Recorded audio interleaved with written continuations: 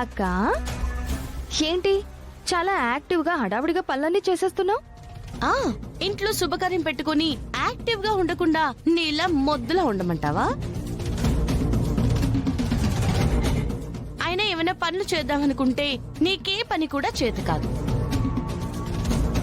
మీ అమ్మ నేర్పించలేదు.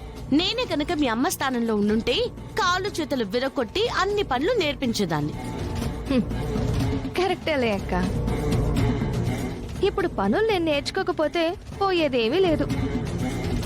నీకు అన్ని పనులు వచ్చినందువల్ల ఒరిగింది కూడా ఏమీ లేదు. జరగని వ్రతానికి ఎంత హడావిడి చేస్తే మాత్రం ఏముపయోగం?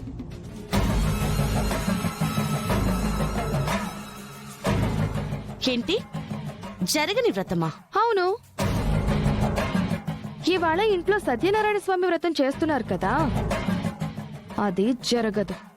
ఏ పగటి కల్లేమైనా కంటున్నావా? చందు ఉష పెళ్లే ఆగలేదు. పెళ్ళైన తర్వాత జరిగే సత్యనారాయణ స్వామి వ్రతం ఎందుకు ఆగుతుంది? పెళ్ళి ఆగలేదు అంటే తాళి కట్టించుకోవడానికి ఉష ఉంది, తన మెడలో తాళి కట్టడానికి చందు ఉన్నాడు.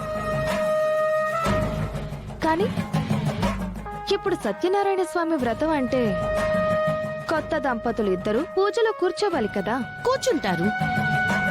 మీరేదైనా పిచ్చి వేషాలు వేస్తే ఏదో ఒకటి చేసి నేనే కూర్చోబెడతాను. నువ్వు కూర్చోబెడతావు, కానీ కూర్చోవడానికి చందు ఉండాలి కదా.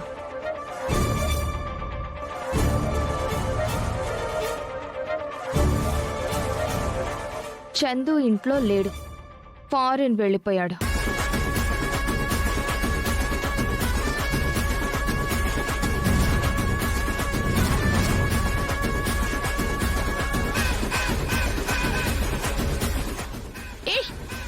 ఏం మాట్లాడుతున్నావు? చందు? అవును, నువ్వు చందుని భయపెట్టేసి ఆంటీని మాయ చేసేసి పెళ్లి జరిపించేశావు. భయంతో తాళైతే కట్టించావు, కానీ భర్తగా కాపురం చేయించలేవుగా. ఉషా నాకిష్టం లేదు అని చెప్పి ఎర్లీ మార్నింగే బయలుదేరి ఎయిర్పోర్ట్కి వెళ్ళిపోయాడు. ఐ థింక్ ఈ పాటికి ఫ్లైట్ ఎక్కేసి ఉంటాడు.